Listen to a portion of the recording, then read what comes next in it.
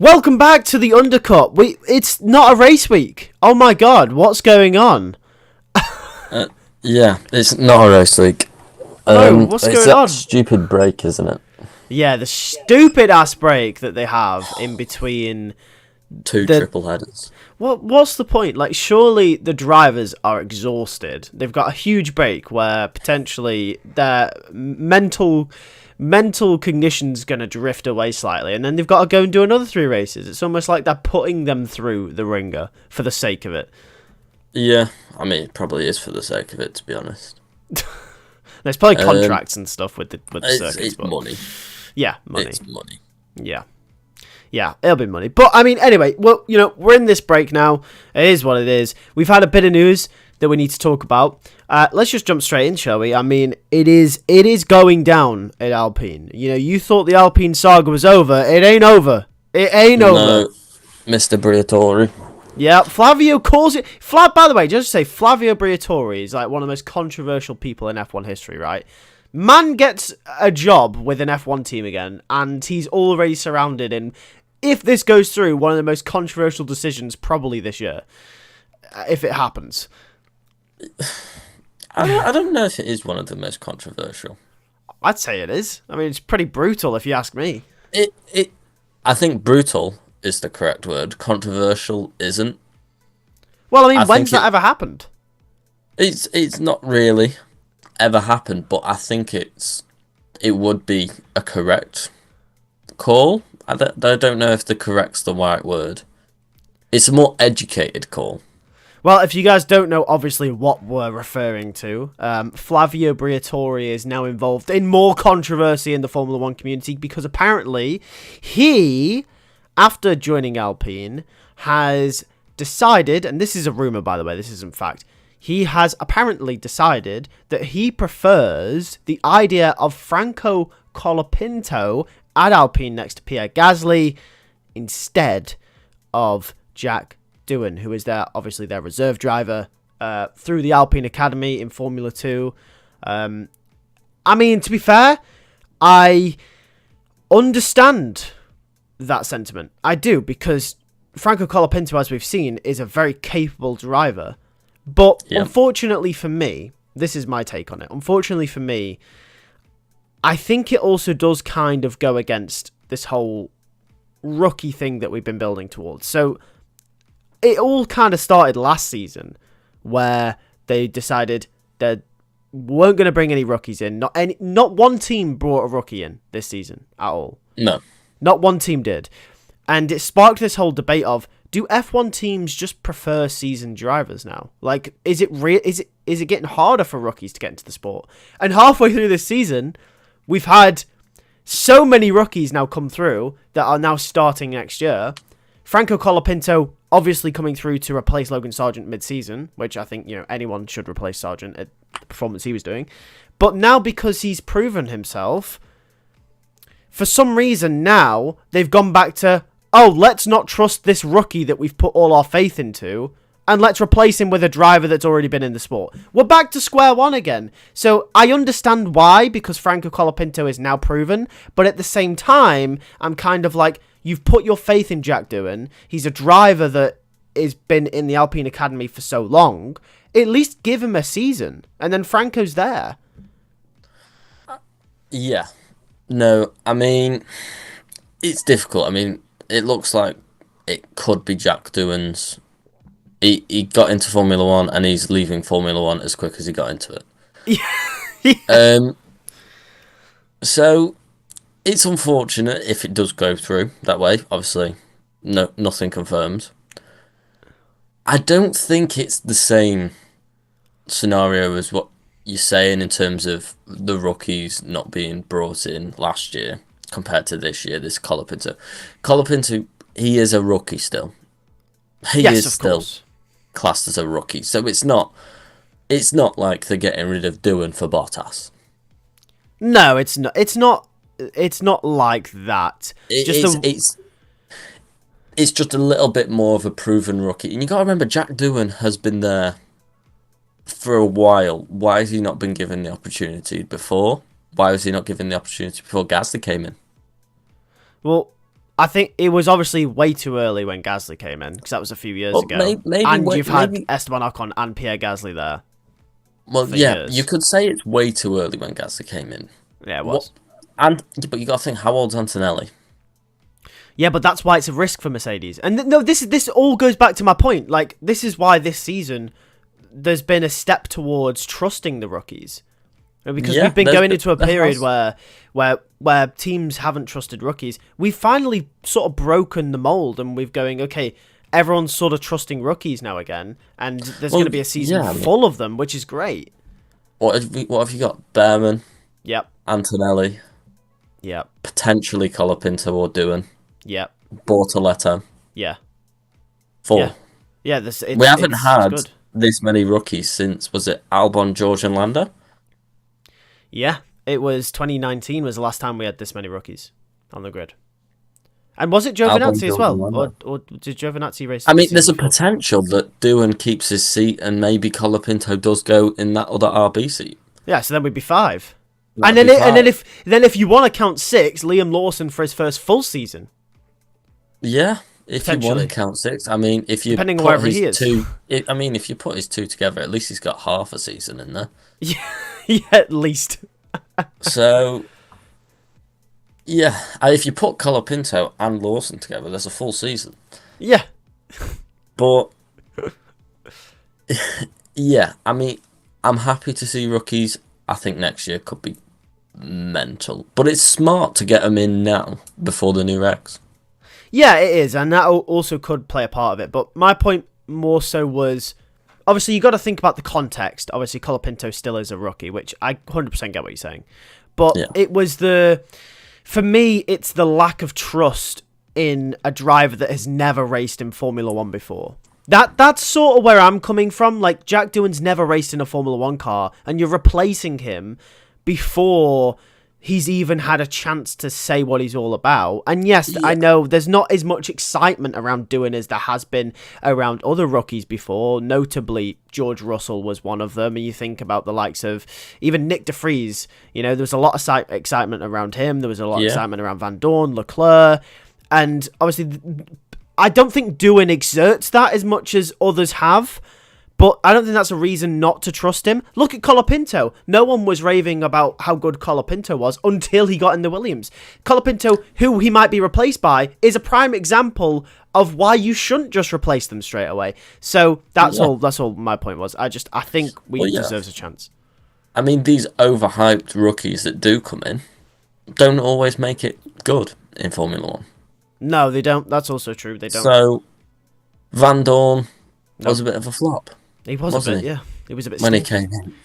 So you can't always say that these overhyped rookies. Like, the chances are one of these 4, let's call it just 4 because we don't know what's going to happen. One of these 4 that come in, probably gone maybe at the end of the year.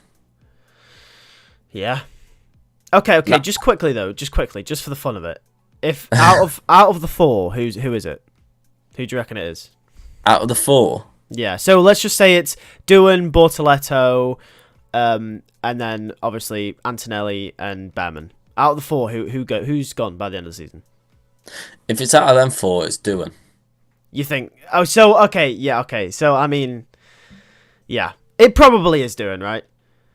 Yeah, probably. Out of them 4, it's Doohan. But if you put Colapinto in there, I think out of them 4, it's Behrman. I agree. I don't think it's any of them, though, if it's Colapinto. But if I had to pick one, Behrman. I think it's Behrman, yeah. Yeah, probably. Unfortunately for Behrman. Unfortunately. Yeah. He's quick, though, isn't he, Behrman? He is quick, but you've got to look at it in terms of Bortoletto's been brought in for a project at Audi. Behrman's been brought into a Haas. And Antonelli's been brought into Mercedes. Yeah, actually, just touching on Antonelli, though, real quick. I think Antonelli's more fortunate than we ever thought. Because the issue with rookies, and I look back to Mick Schumacher. Mick Schumacher, prime example of this, right? He was given the worst car possible for 2 years. Could not show what he was about at all. Antonelli is so fortunate that even if that Mercedes is absolutely dog for where it needs to be, it's at least going to be scoring points week in, week out. At least, right? Like, if it's you know what I mean? So Antonelli can at least show what he, like, if Antonelli scores, even not as much as George Russell, but even if he scores close to him, I think even if he does get dropped by Mercedes at some point, another team would definitely snatch him up. So Antonelli's fortunate in that regard. I think that's the thing. I think Antonelli's in a fortunate position where he's been brought into Mercedes. If he can show a little bit of something, a little bit of pace, one of the lower teams would look at bringing him in. Yeah, they would. But it's not the case for Behrman, though, is it? Or maybe even do it. He's in the Haas. He has to be there. Arguably, he has to outperform Ocon. Yeah, he has to want to stay in Formula 1 now. Yeah. Or at least be thereabouts with Ocon come the end of the season. Yeah, because that's the difference between 10th and 11th, right? 10th and 11th, on paper, I mean, just looking at it race by race, it's close. But if Ocon scores one more point than Behrman every single race, obviously we're saying this hypothetically, just for the example, if Ocon scores one more point than Behrman every race and Behrman doesn't score, Ocon's outscored him by 22 times. And that won't look good at the end of the year. I'm just saying hypothetically, right? I mean, come the end of the year, all them points for Ocon, you could look at Ocon being, 13th, 14th in the standings, and then Behrman would be 19th. Yeah, that's the difference in the midfield. It's so close. So he has to be right on Ocon's tail, or even beating him to look, at the end of the season, look good. Yes, yes, he does. I mean, what we've seen of him so far, his race pace does seem promising, though, Behrman. Yeah, no, it's just a few mistakes need to be ironed out. Yeah, I mean, we look back at Saudi Arabia was brilliant. So was Baku. And Brazil was good, but I mean, those mistakes. Yeah, it was great. He showed pace, but also he kind of binned it a few times. So, you know. Yeah, I mean, interesting. Keeping on the rookies, obviously Antonelli being brought into Mercedes. Did you hear Toto Wolff's comments on Lewis Hamilton? Yes, I did actually. That we could actually talk about that. We weren't going to talk about that today, but it's a nice little segue. No, it's a little segue. Obviously, Antonelli being brought in. Toto Wolff, a glaring quote from it is, "Everyone has a shelf life." Yeah. Do you reckon there's a bit of like? Do you reckon there's a slight grudge forming there? I think there could be, and they played it down all year, haven't they? They have. They have not touched upon it at all. No, I think there's a grudge in terms of how the news broke out. You reckon? Because didn't Toto find out from Carlos Sainz's dad? Yeah, Carlos Sainz Sr. Yeah. I think Toto would have liked it to come from Lewis. Yeah. It is a bit sour, isn't it? It seems like it's sour, and I think Toto's holding a bit of a grudge. Yeah. And it doesn't look favourable, does it? I mean, they'll probably move past it, I would assume. Yeah. But I think there's a grudge there. Yeah, it hasn't ended as maybe fiery as it could have. No. But I mean, let's see what happens in these last three races. I mean, you never know. It could all kick up. You never know with this season, do you? But I mean, I don't think it helps for the past three races. Lewis has called the car shit. Yeah, well, I mean, he's done that all season, so it's just gotten worse, though, hasn't it? Like his comments about the car, it has just gotten worse. I don't know. It's interesting though, isn't it? Because he said everyone has a shelf life, and he was alluding to the fact that, obviously, that's the reason why they did the 1+1 year deal with Hamilton in the recent years. And that's kind of I think, a bit disrespectful, because Lewis Hamilton, even past his prime, which he definitely is, he's still one of the best drivers on the grid. You know, he might not be Max Verstappen right now, but he's definitely in no way a slouch. So to say that about Lewis Hamilton, arguably the greatest Formula 1 driver of all time, is utterly ridiculous. If Hamilton wants to sign a 2-year deal with your team, you say yes. You do not say no. Ferrari said yes. Exactly. That's Ferrari. They replaced Carlos Sainz, who's doing mad things at the moment, for him.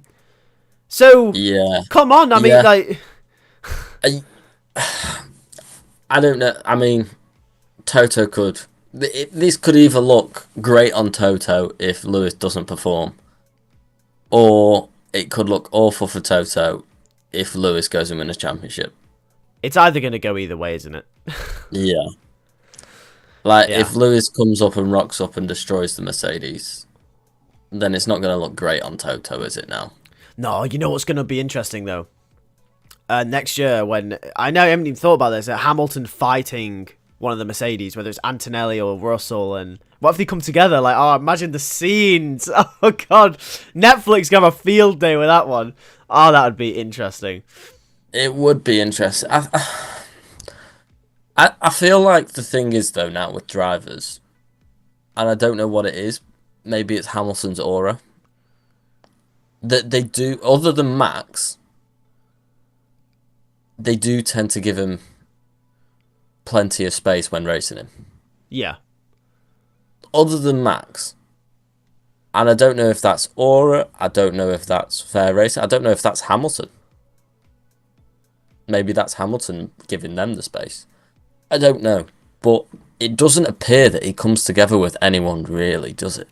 Well, not recently. The only time I could think of recently was Qatar last year. Qatar last year with Russell, which was Hamilton's fault. So it wasn't like Russell drove into the side of him. You know, Exactly. I mean, it wasn't unfortunate coming together, but you know, nothing malicious there. Apart from Max, yeah, you're probably right. It might just be the aura. I mean, we always talk about how whenever a driver has Hamilton behind them, that there's been a few times where they've gone over the radio and gone, Hamilton 2 seconds behind. They're like, oh, great.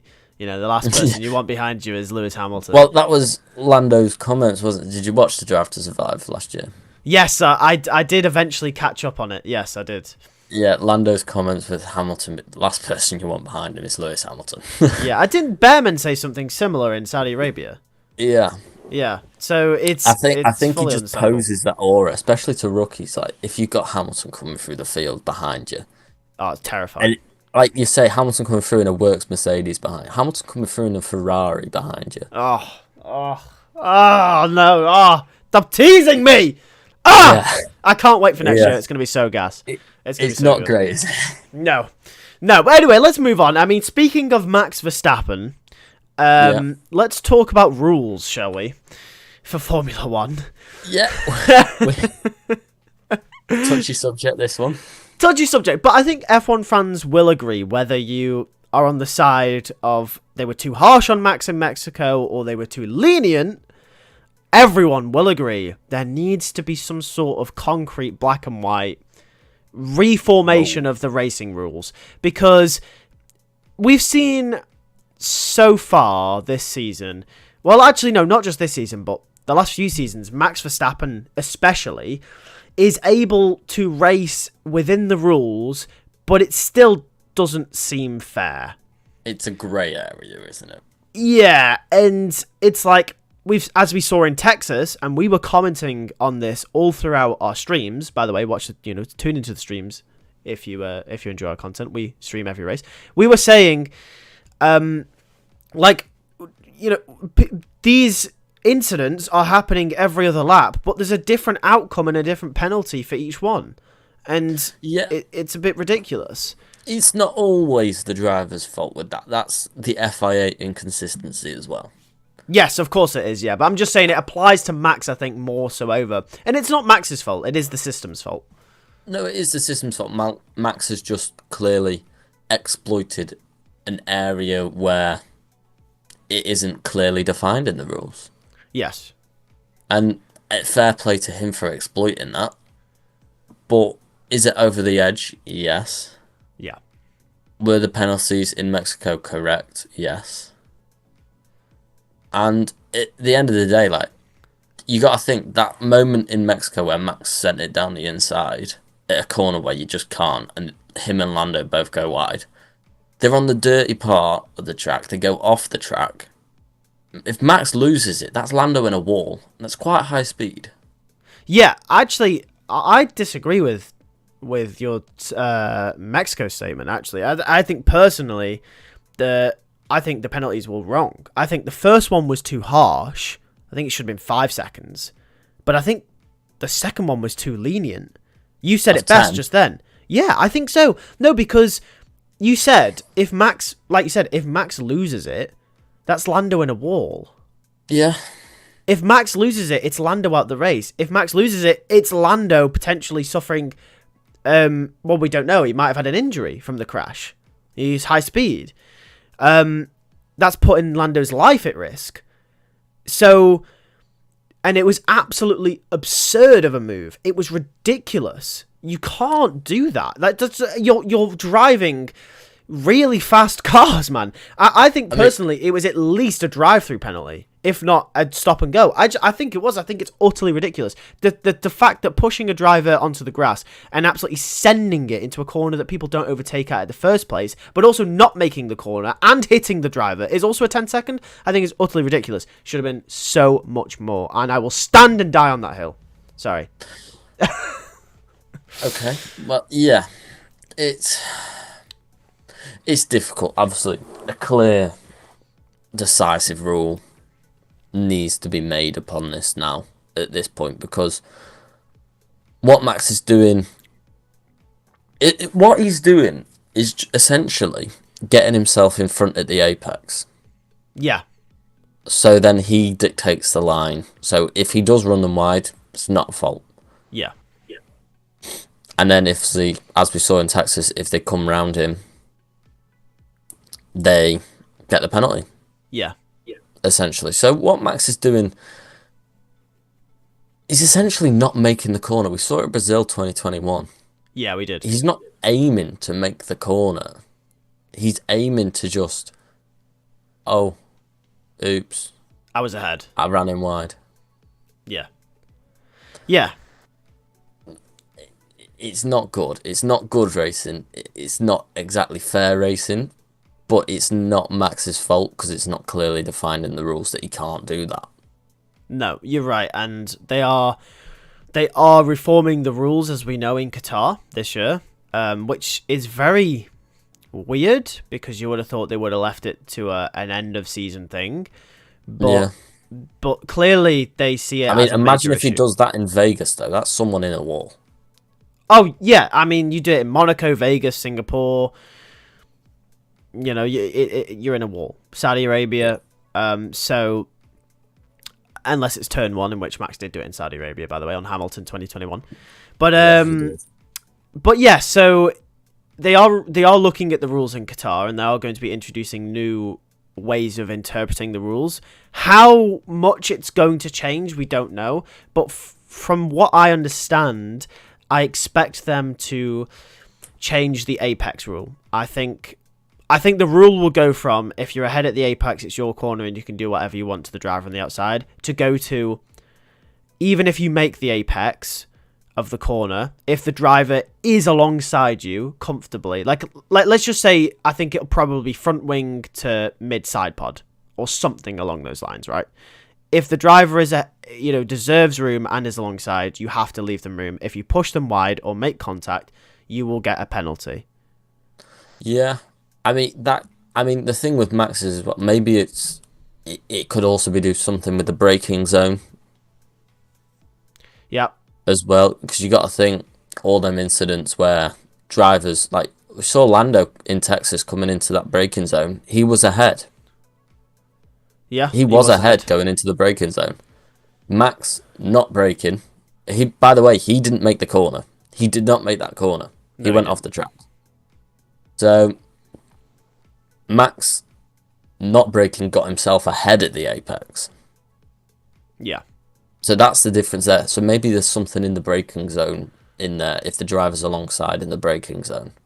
I think that's a touchy subject though, because if you start messing with the rules of the braking zone, then it essentially might not allow drivers to dive bomb. Yeah, but you can't have and there's a difference between a dive bomb and a driver overtaking on the outside, and their car's almost a half a car length ahead, and you just not braking and making the corner. Oh yeah, you can't do that. No, you can't do that. That's what I'm getting at. So maybe there's something saying that maybe it's you have to be controlled and make the corner. Maybe you have to have a controlled corner. Like, you can't be wild like Max has been. Well, this is why I think it should be you've got to leave the driver room. And obviously, if you don't make the corner, you're not leaving the driver room. Maybe it's something where maybe it is something where it's look at it. Can they make the corner? If not, and they've pushed someone wide and they've not made the corner, it's a penalty. Yeah. So realistically, what happened in Texas was a Max penalty. Yeah. As well. So that's I think that's what the rule will change to be instead of the apex. Maybe it is a Lando penalty and a Max penalty. Yeah. So in that scenario, it would be a 5-second penalty for Max Verstappen for pushing a driver wide, but Lando Norris has to give the place back because he overtook off the track. Yes. So that I think that's fair. That's fair. Yeah, I think that is fair. So, because then it would be, okay, well, Lando hasn't legitimately overtaken Max, but also Max has raced unsportsmanlike, therefore he will be penalised for doing so. Yeah. I mean, I think the main thing is, if Max made that corner, it would have been fine. Yeah, fair enough. If Max makes the corner, then fair, yeah. But he didn't make the corner. That's where we're getting at with that. He went off the track himself, which is a penalty. Also, I think if he makes the corner and Lando's still alongside, he has to leave room for Lando. I think he has to. Yeah. Yeah. I mean, Texas is quite an iffy one. It's a hard one. I think your best bet at making this clear is rewatch Max and Hamilton battling for the lead at Brazil 2021. Yeah, that was... Going into turn 4, I think that's your best... Because there was no hope of Max making that corner from the move that he did, and Hamilton was clear ahead. Yeah. And I think at that point, I think that's a slam dunk penalty for Max there. And if you want to... I think that's your best bet if you want to look at a review and interpretation of why this is such a big deal. You look at that race. Well, 2021, I think, was certainly the beginning of this whole saga. And now it reached a boiling point in Texas, and then in Mexico, it overflowed to unforeseen levels. So, yeah. No, I mean, for the penalty stuff, we'll just see what they do. The rules will be reformed, and I imagine they'll be reformed for next season as well. We'll just have to see what they do. Yeah. I mean, speaking on rules. Yep. The Sweargate. Oh, yeah. We're calling it Sweargate. That's it. The Trademark. GPDA, so the Grand Prix Drivers Association, have come out at the FIA president. Yes, they have. I mean, it's ballsy. The drivers are fighting back, aren't they? I've got it up. I've saved it. Good. Let's see what this says. Are you going to give us a little read through here? I saved it. I think I'm going to have to because I can't quote it off the top of my head. It's going to be like English class. Popcorn Jack. Let's go.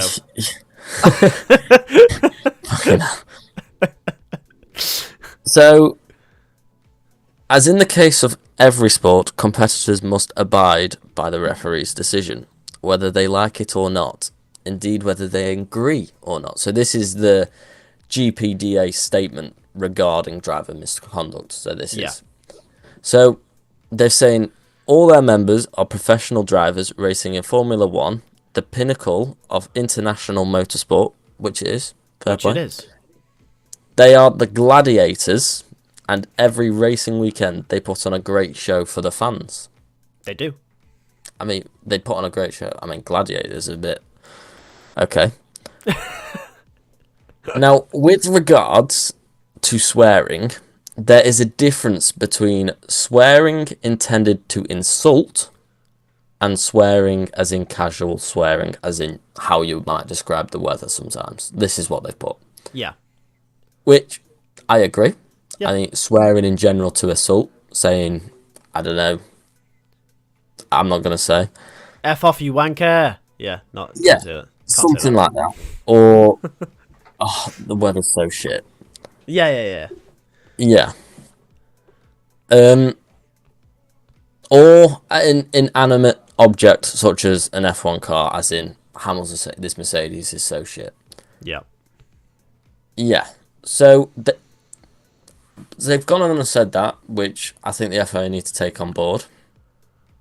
But they've gone on and said, we urge the FIA president to also consider his own tone and language when talking to our member drivers.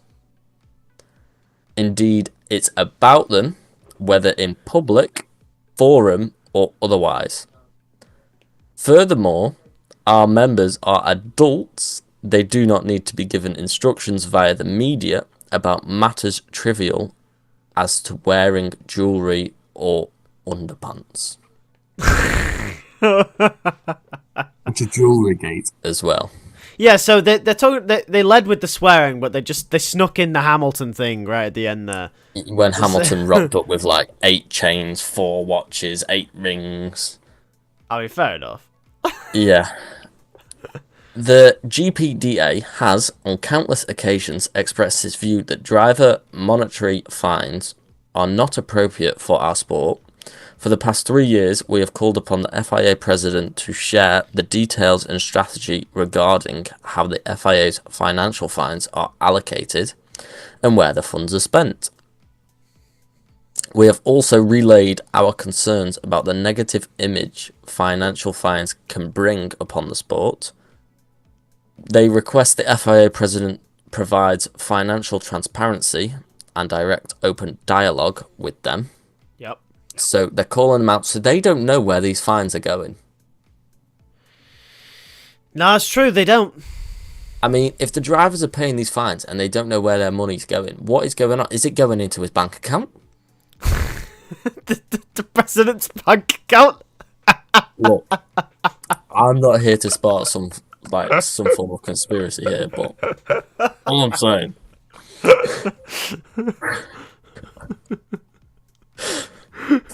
This is starts. No, you're gonna get us in trouble, bro. We're gonna get a fine.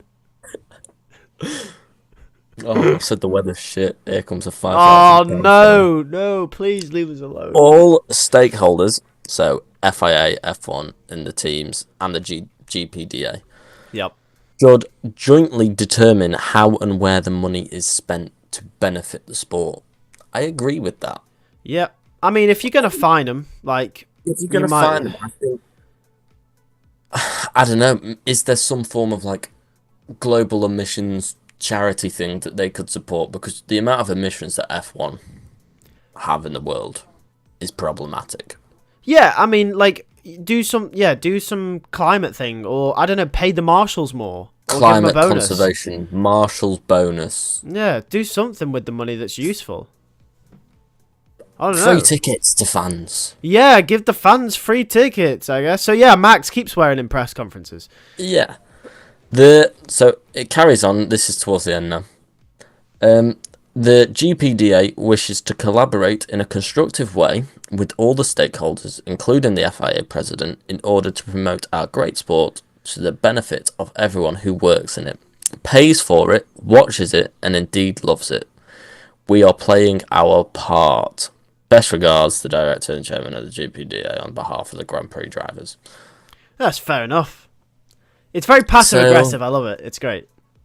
Yeah, it was quite punchy, I thought. Yeah, very emotive language like throughout.